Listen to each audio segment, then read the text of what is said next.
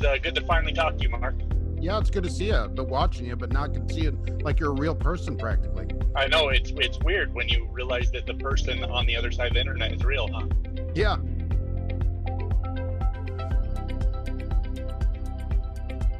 So good afternoon, guys. With me here, I have this guy Trucks here, and as well as Mark from Trucking Answers. So thank you both for joining us today for a little call.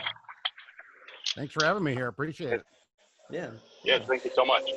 So the way we all kind of got connected, it started with Trucking Answers a couple of years ago. One of our drivers at GP Transco sent me a YouTube video link saying some guy just reviewed your company, and we were like, okay. So we watched it, and it was really positive, and we were glad to see it. Back then, Mark, I think you had only a couple thousand subscribers, nothing like today, right? Oh, the early days. Mm-hmm. Yeah. And after that, we saw that you do these live shows every Monday, and we were like, let's join and chit chat with the drivers. And we've been on almost every live Monday show for the past couple of years, I think. And with Josh at this guy Trucks, it was kind of a similar story. Josh recorded a video because, from what I understand, and correct me if I'm wrong, the company you worked at previously had trailers near the area when you were working, our trailers, GP Transco. So you did some research on the company and you put out a video basically talking about, would you join GP Transco potentially if you were going back to over the road? Is that right? That's correct. Yes, sir.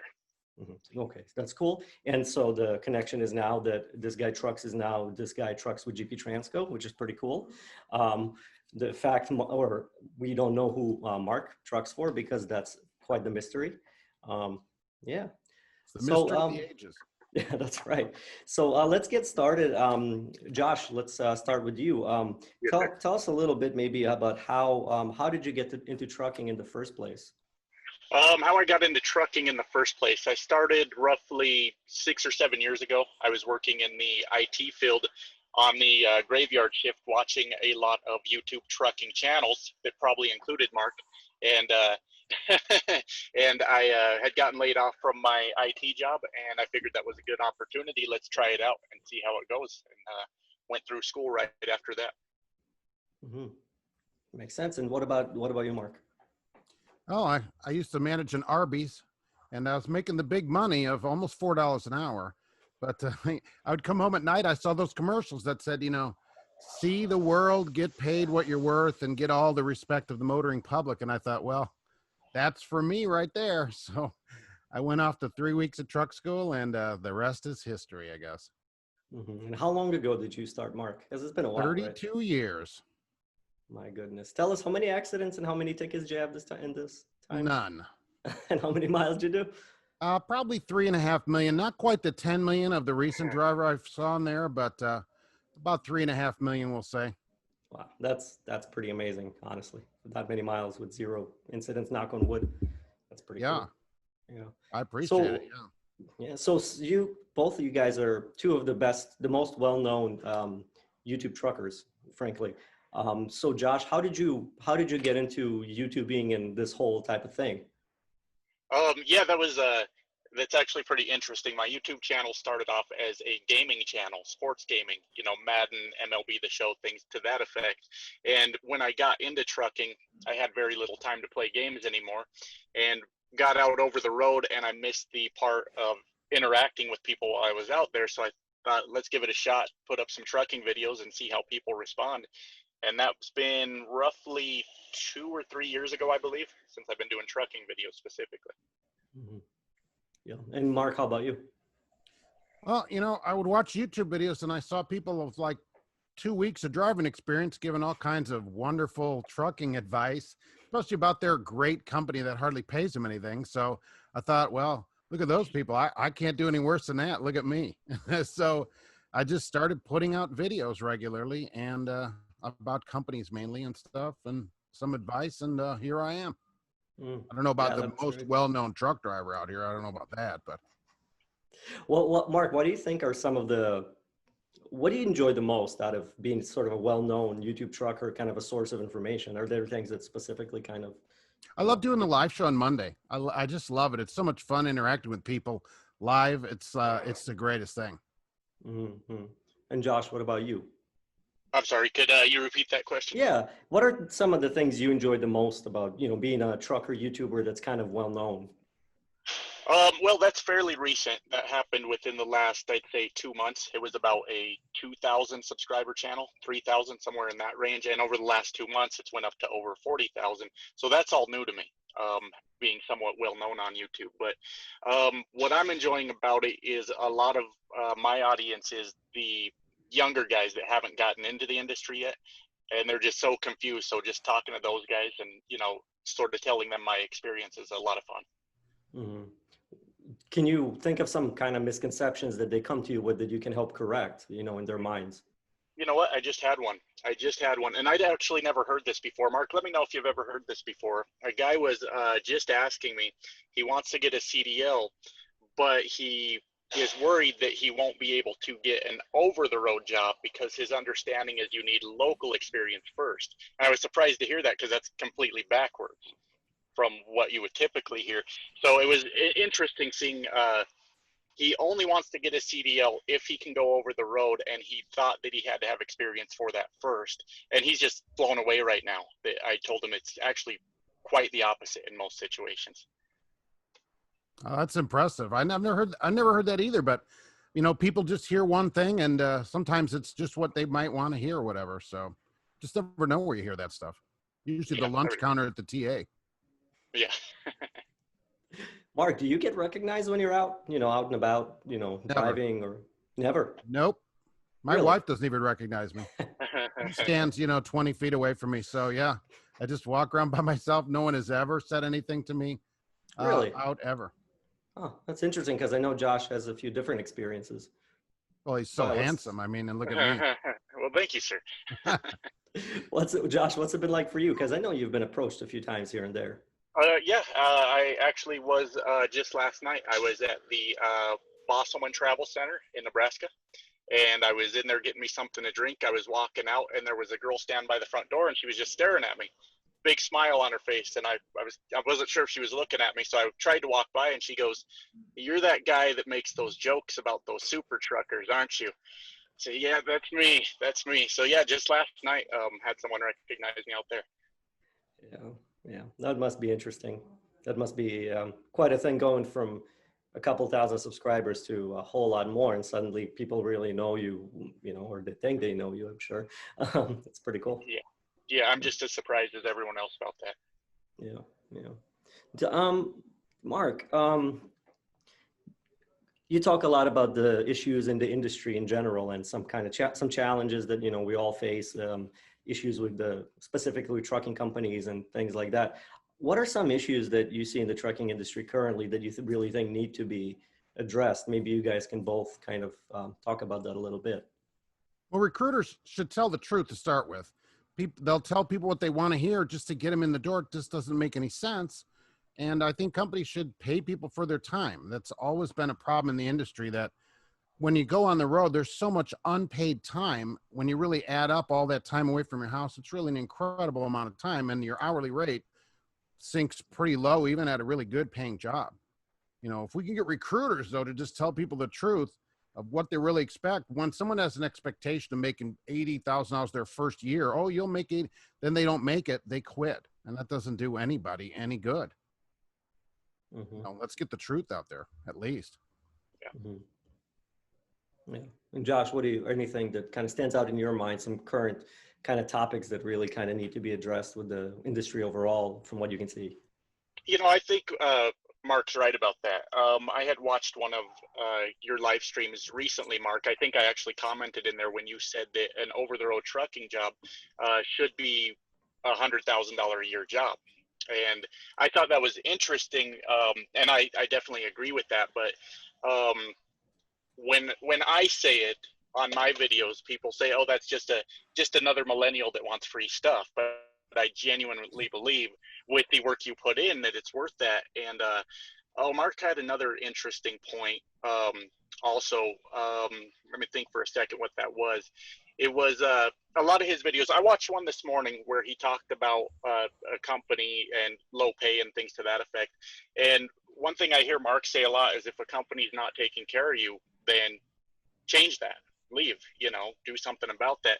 And I think what I'm trying to say is I think Mark makes a good point. It really comes down to pay out here is how you're going to attract and retain drivers. Josh, what would you tell, because your audience is, like you said, they're a bit younger, kind of maybe considering getting in the industry, or they've only been in it for a month or two, or maybe they're going to CDL school right now. What are some things, would you think that newer drivers coming into the industry should know before coming in? Oh boy, we could sit here for hours discussing that, huh, Mark? But some things they should know coming in, I think, boy, there's a lot to that. There's a lot to that. Mhm.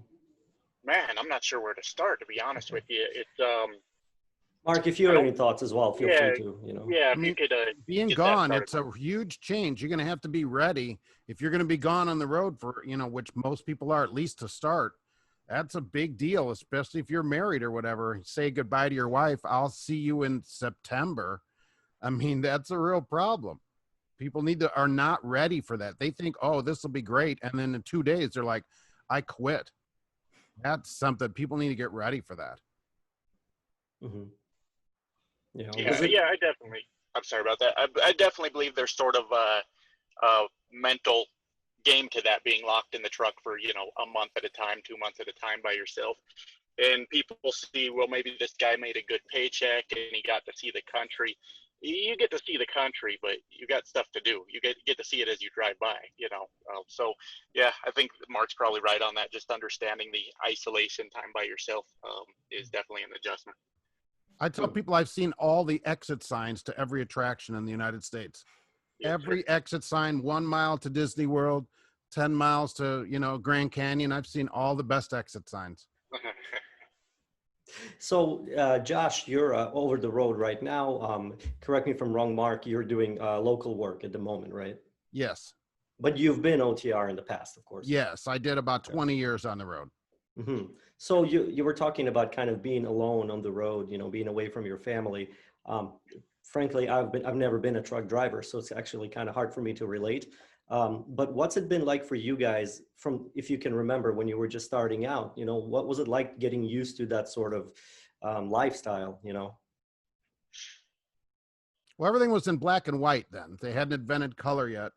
So that was a real problem way back when. It was just a big, you're just gone. You have to be okay with being by yourself and being self-sufficient. You can't motivate yourself every day to get up and do a job. It's just not going to work for you. Mhm. Yeah, I think I came into it. I was probably lucky with the time when I came into the industry because people were already connected. We had cell phones, internet, things like that that somewhat helps with that.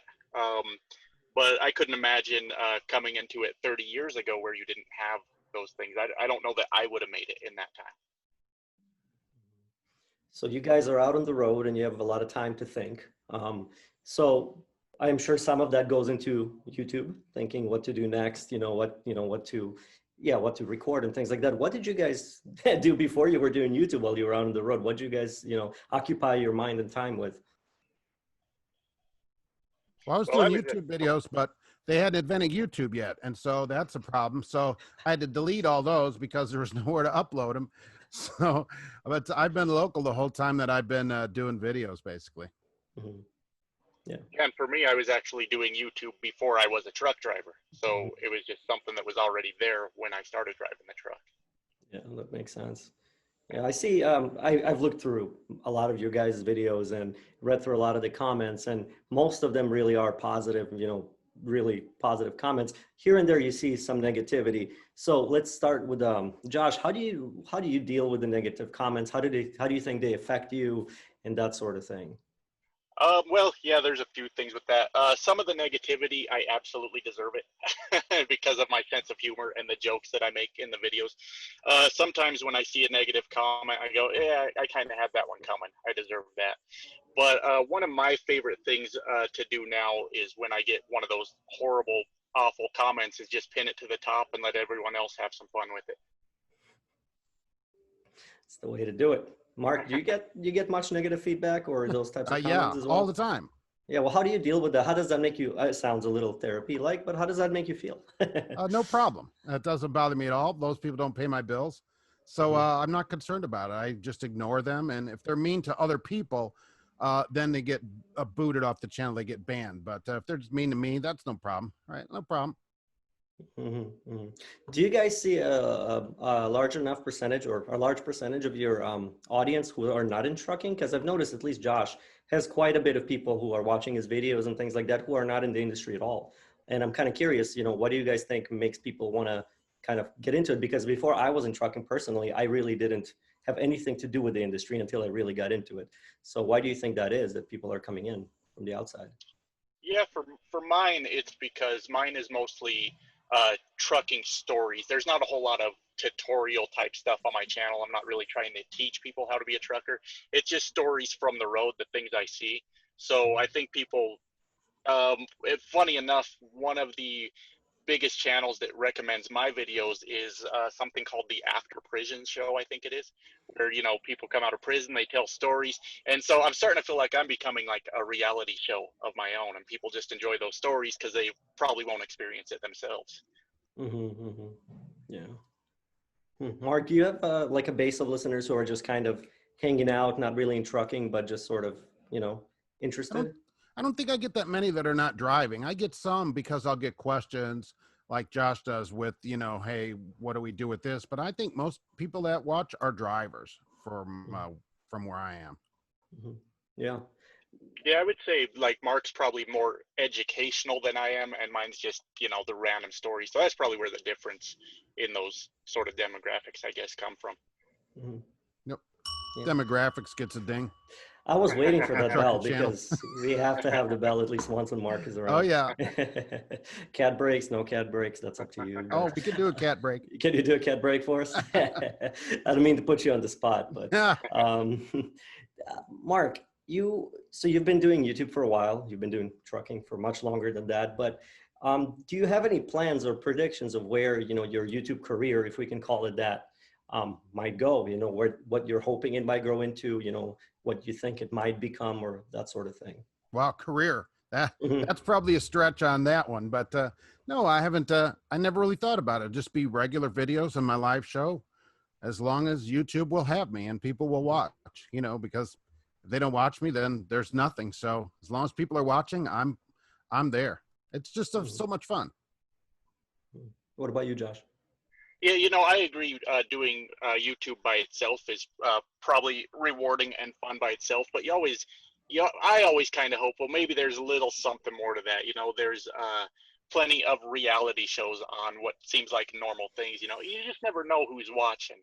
So it's sort of why I try to go a little bit over the top in my videos sometimes, just to see maybe somebody might notice, and we'll see what happens here. Yeah, that's cool. Definitely. Now, Josh, we know who you drive for, and you're not hiding that from anybody in your channel. Mark, on Right. the other hand, has a mystery because nobody knows who he drives for. And I'm not going to ask you who you drive for, but I want to ask you, if you don't mind letting us know, how come you keep that on the down low or kind of don't let anybody know? Well, sometimes companies don't like you putting out videos. It just depends on the company. And you really can't probably speak 100% your mind if you know that your employer who writes your paycheck is watching. And so to keep that all, to keep them off to the side, I don't say anything about where I work. And that keeps them, out of everything. It just Mhm, keeps it easier that way. You don't mention them and then they have no say in your videos. You can say whatever you want. mhm. Yeah. And Josh, I've noticed you've talked about multiple carriers that you've been with before GP Transco, a few other ones. Were you concerned at all when you were doing that? I wasn't at the time because the channel was much smaller. In my last local job before I came here, nobody knew what that company was. I never said much about it. But I like to discuss companies if I think they're maybe doing something interesting or sort of changing how the industry works. Um, I definitely like to discuss them with people because, like I said, I talk to a lot of people that are just now considering getting a CDL, and the industry can be very difficult to navigate. I'm sure Mark would agree with that. But the a huge portion of the reason I picked GP Transco is because you guys were already familiar with my videos, and I didn't want to, try to hide that at 40,000 subscribers with another employer, Yeah. And Mark, and again, if this is not something you'd rather discuss, we can, cut and stuff like that. It's not a big deal. But have you had issues with, because you've done a number of videos talking about companies for a while, you were doing Crap Company of the Week, that sort of thing, and that sort of slowed down. Would you mind talking about that a little bit? Yeah, I got letters all, from some of the places. Some of the presidents or whatever would write to me, oh, call me, I'm going to talk to you, and so absolutely, you get those kind of problems with them all the time. That's why I know no matter how big your channel is, right, these companies search their own name out. And I've gotten letters from drivers that say, I did a video, now I'm fired, that kind of thing. So I know, depending on the company, and what you say can be a real problem. So I know that they're out there looking for videos with their own name in them, some of the companies anyway. Absolutely. Yeah, that's interesting because like Mark, well, both of you guys talk to drivers a lot more than most people do. Are there some reoccurring issues that drivers bring up to you? Let's say Mark, for example, are there things that they bring up frequently that sort of seems to be a pattern? Yeah, a lot of them is their pay. Always, it's Mhm. almost always their pay or their home time, where the company says, "Oh, we'll get you home, Friday," and then they're not home Friday. They're home Sunday or they're home Tuesday, and it happens week after week after week. I get a lot of those kind of things, and I have to tell the people, look, quit. If they're not going to do what they say, then you should go somewhere, because a driver will make plans for the weekend. Then they're not there. The company says they'll be home. They're not. Well, we didn't have a load. Well, eventually that gets pretty annoying for a driver. Yeah. Josh, do you have any kind of reoccurring things that drivers bring to you as like this, happened, this happened? It's very similar. It's the same exact thing. Same exact thing as Mark said. Pay, home time. That's what it always comes down to. And I love that Mark has that point of view. If the company's not doing what they should do, then leave. And I have a video, somewhere along the lines of, you don't owe loyalty to a trucking company. It's more about, taking care of yourself. And I love that Mark has that same opinion, because if I put out that video, people go, oh, you're just a job hopper. And I'm a firm believer in, taking care of yourself. And if a company can't provide that for you, then you're wasting your own time. Mhm. Yeah, Yeah. changing jobs like every 6 weeks or whatever, it can be a problem. But Right. if a company's not doing what it says, get the heck out of there. You don't owe them anything, and really they don't owe you anything. So exactly. Right. It's just a Mhm. job. People think it's some kind of lifestyle. You're there to work and get paid. If they're not willing to do that, then move on to the next place. Yeah. Sort of an odd question. I don't mean to put you guys on the spot, but let's say, Josh, if you suddenly were put in the shoes of a CEO of a trucking company, I don't know, 400, 500, 600 trucks.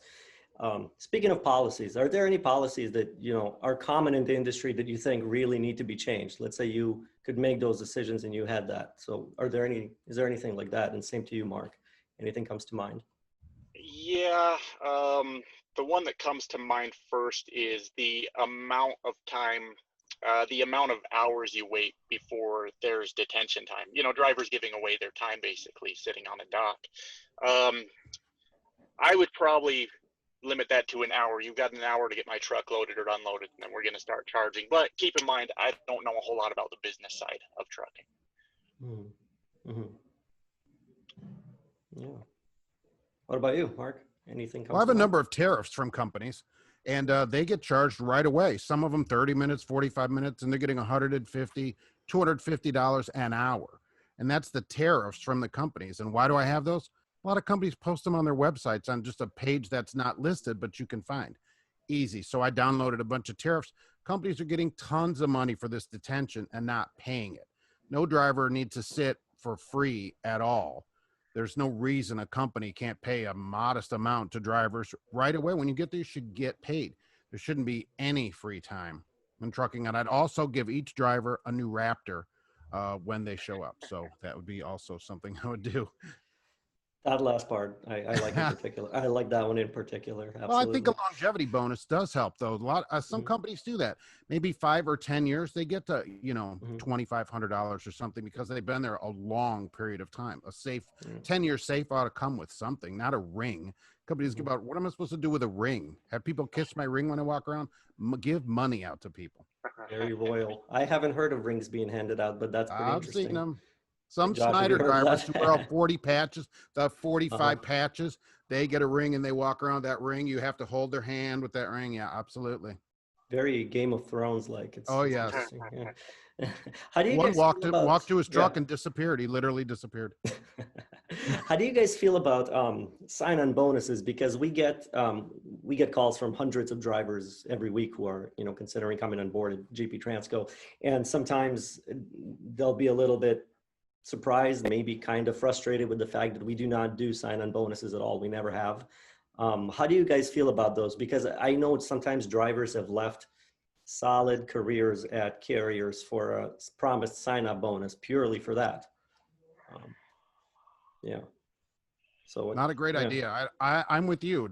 If the company gives it, take the money, of course, but never change for a sign-on bonus, and don't discount a company that doesn't give you one. You're not going to be there just to get that. You're there, you know, for a good job, not a sign-on bonus.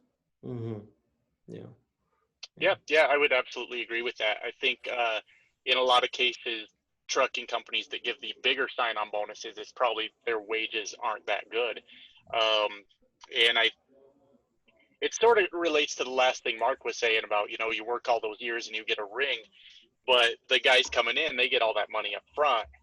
And the guys getting towards the end of their career, they're just kind of whatever, we don't care about them, you know. And I actually, it didn't occur to me till yesterday that GP Transco doesn't have a sign-on bonus. And I went, you know what, I didn't even think about it, didn't even notice. But the pay's where it needs to be instead of, you know, 38 cents a mile, 40 cents a mile. Maybe that's the difference, you know. Mm-hmm. Yeah. I find sometimes that, so looking through posts and threads on the internet, reading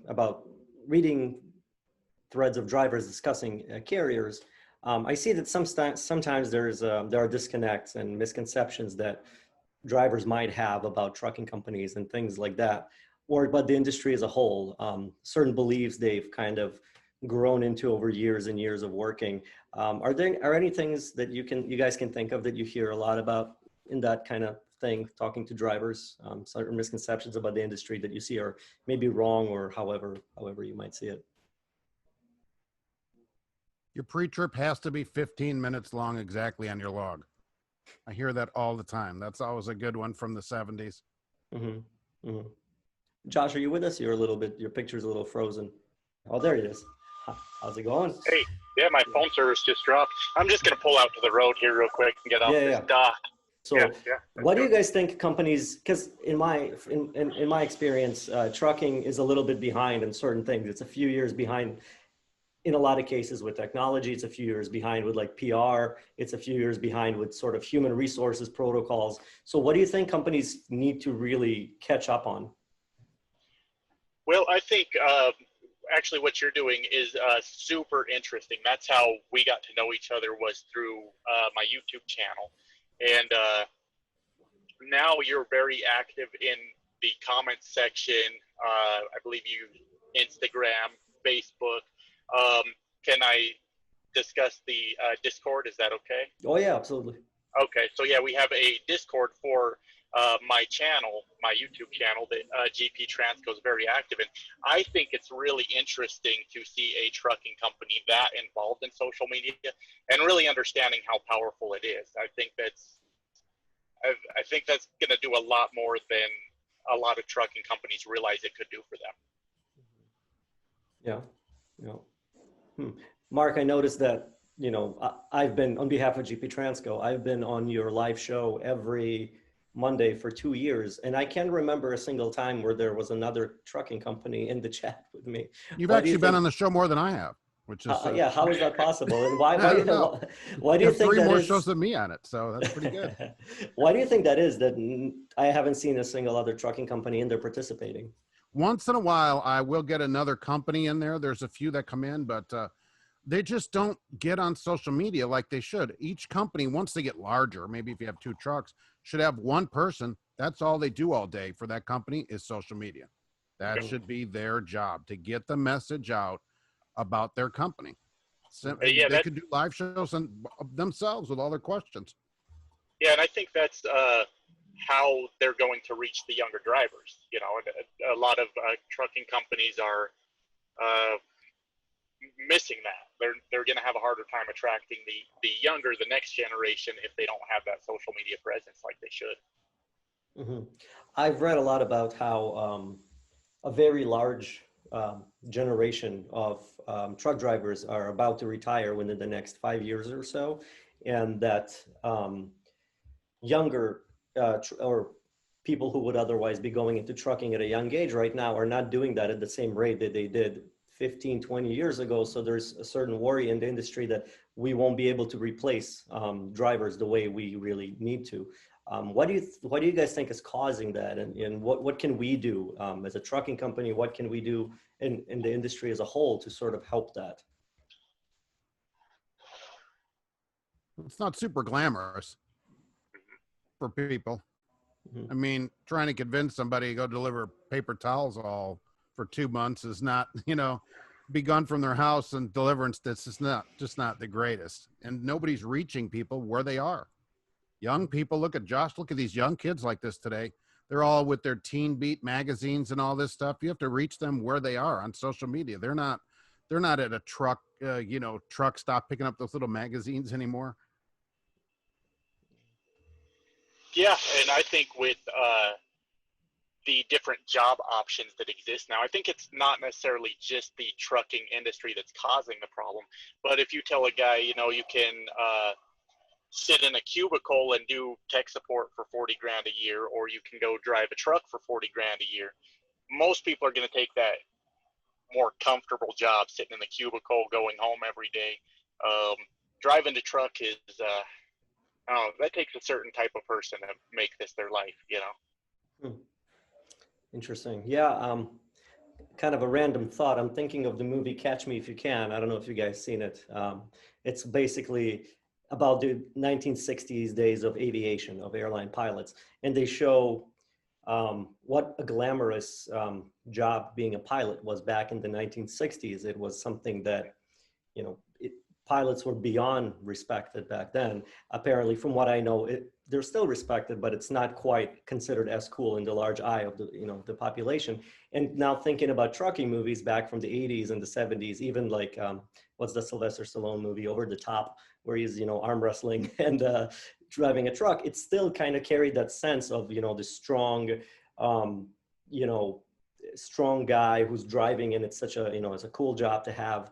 Do you see that image of trucking, of truck drivers kind of, has it shifted over the years? Is it the same as it used to be? How do you see that right now? And I think we might be losing Josh. Josh, are you with us? Other than the last month when everybody loved drivers, no, it's been bad except for, the maybe 2 months this year. We would get candy from kids and, oh, you're the greatest. And that all ended now again. Yeah. Josh, I don't know if you heard my question. You were kind of frozen for a little bit there. Right.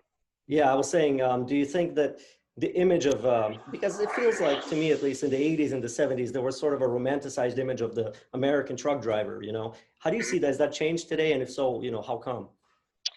It's definitely changed. I wonder if Hollywood has something to do with it, because there used to be trucker movies about how, incredible it was to be a trucker, and those, I think they've gone away. Are there any recent trucker movies? Not that I can think of off the top of my head. Mark, can you? I can't Fast remember. and Furious? Isn't there a truck in that? There is a truck in that, like flying off a bridge or something, but I'm not sure that's really realistic. Oh. Yeah, I think the cars are more the focus in that one. Maybe that should be our project. We make a modern trucking movie and That's awesome. attract people to the industry. That would be amazing, because we're doing our documentary series, but going into a full-on script Hollywood style movie, that would be really something. Oh, gotta learn a script. Oh, you gonna have that clapper thing? Action. Yeah. If you're doing that, I'm in. We have that already, most of the shoots. Josh and I were working on a little project this week. We didn't actually have the clapper, but normally we do, which is, it's kind of funny. I have the regular clapper, and the lights come on. That's the one I have at home. So. Have you missed the show at all, ever? A live Monday show, Mark? Because I can't remember you ever missed It's been, I haven't counted. It's probably 130 or so shows in a row. Wow. That's a commitment. Jeez. I like it, and I'm more amazed that anybody shows up for any of them. So that there's one person on any one of them, I'm super happy. Yeah. Mhm. And Josh, you do one or two videos a week now, right? I'm at 3 videos per week, Monday, Wednesday, Friday, and a Sunday live stream every week. Yeah, I saw your numbers after you went back over the road. They really did go up like by a few thousand views per video, I would say, right? That sound about right? Yeah, are we losing Josh again? Yeah, we're losing Josh again. Where do you have these people deliver? There's no cell service. Yeah, what Wyoming? I think that's the state I'm told has Oh. no reception, but I'm not sure where Josh is. So let's wait for him to come back. Maybe a couple more questions and we'll wrap up. Yeah, have you done any other interviews, by the way, besides me and that safety dog? No. No. Yeah. Nope. Interesting. Nobody Yeah, wants to talk to me, believe me. Companies nobody. don't generally call and say, let's do an interview with you. Really? Yeah. So, They hey, just Josh. call when they're mad about my videos. Yeah, that's interesting. Yeah, Mark was just saying that he really doesn't get calls from many trucking companies wanting to interview him or talk to him or kind of learn from him. It's kind of surprising, to be honest. Not me. Yeah, I honestly don't know that it is surprising. Yeah. I really don't. Right. Yeah, it's sort of what we had discussed yesterday. The running this YouTube channel and the company knows I'm doing it, it's going to hold that company accountable to some degree. And do a lot of trucking companies really want to be held accountable on the internet? Yeah, I think, I don't know if you remember, Mark, when we call that OTP bonus that we have, the profit sharing bonus, Josh, that you've talked about in your review, actually, while we were rolling out the program, so we came up with the guidelines and policies, and we actually called Mark and we said, hey, Mark, you've been to trucker forever and ever. Can you give us some input on this? And I don't know if you remember, but you gave us some good input on those things. Yeah. I was surprised and very appreciative. Yeah, that was cool because that made me think like, both you guys, you're talking to truckers all the time, you're seeing the social media side of trucking all the time. I mean, you guys are a great resource for trucking company consulting. I'm surprised more don't reach out to you for that sort of thing, I'm with Josh on that. I'm not that surprised that they don't contact me. Yeah, a lot of the industry feels like they want to do it the way that they used to do it, right? And that you start messing around with social media and talking to people, younger people about the industry, that kind of shakes things up a little bit too much, I think. Yeah. You can call a company, which I've done, and ask them questions, and then you call them back in 10 minutes, get a different recruiter, and you get a completely different set of answers to the same questions that I write down. So I ask them exactly the same question, get a totally different answer. So they don't want to go on the record about anything, certainly, because they want it to float around depending on who they're talking to and what they think will get that person in the door. Yep, I agree with that. Yep. So you actually call companies once in a while to kind of see, Did you I've ever call GP several Transco hundred before? companies.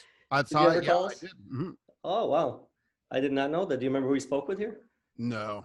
Must have been John Alvarez. I don't know. It was before the video, right? But I've called hundreds, probably 200 companies. Wow. And I have some of the people on the channel now will call companies for me because I've gone through a bunch of Google phone numbers and they seem to know the number and spread it out to their friends. So I got to have other people call and get information for me.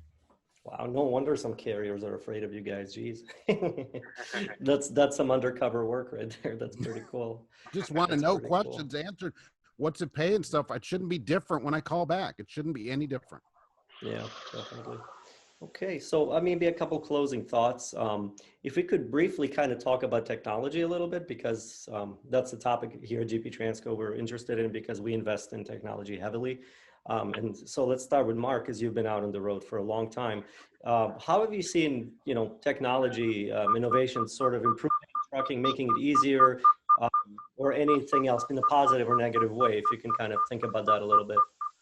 I mean, it certainly helps. You don't have to have a gigantic map. You go to GPS now. You can call the places from your truck where you had to wait in line at the Flying J behind 12 people to make a call to get directions. It's been nothing but the trucks are way better.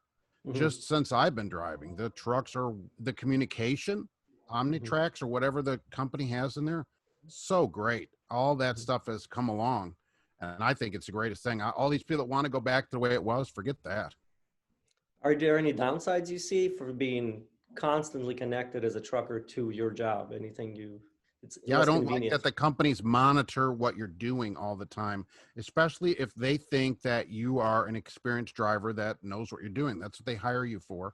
Hmm. So then they monitor, and then sometimes they'll have somebody at the company talk to you about your driving that Hmm. doesn't drive. Hmm. They cannot come and tell you how to drive if they don't have any idea how to do your job, and they're in fact legally prohibited from doing your Hmm. job. If they got on the road, they'd get a ticket, and they're going Hmm. to tell you how to drive. That kind of thing, that shouldn't happen at Hmm. places. I don't like the monitoring part Hmm. of the job. Or they're call, Hmm. a lot of companies will call you. It's 9.5 hours, time to wake up because you're going to get ready to go at 10 hours. Oh, I get those emails all the time Hmm. from drivers. What the heck is that? I'll be there on time. Don't worry about it. Yeah, yeah. Josh, I don't know how much you heard. We were talking about basically technology and how it makes maybe, the job of a truck driver easier and smoother, and maybe are there any negative sides to it as well? So in your opinion, what do you think? Okay, yeah, that just so happens to be a major focus of my channel, and how, like it or not, technology is coming into trucking. It's going to happen.